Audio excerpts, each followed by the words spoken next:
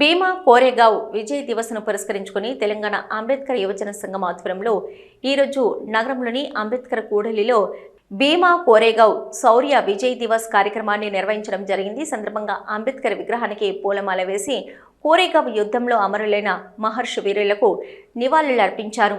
ఈ కార్యక్రమంలో జిల్లా అధ్యక్షులు సముద్రాల అజయ్, అంబేద్కర్ యువజన సంఘం రాష్ట్ర కార్యదర్శి కోష్కి శంకర్, గజ్జల ఆనందరావు, సుద్దాల లక్ష్మణ్, బోయినపల్లి చంద్రయ్య, కొండ్ర స్వరూప, కేశవేణి రవి, నర్సయ్య, గొర్రె రాజయ్య, చంద్రశేఖర్లు పాల్గొన్నారు.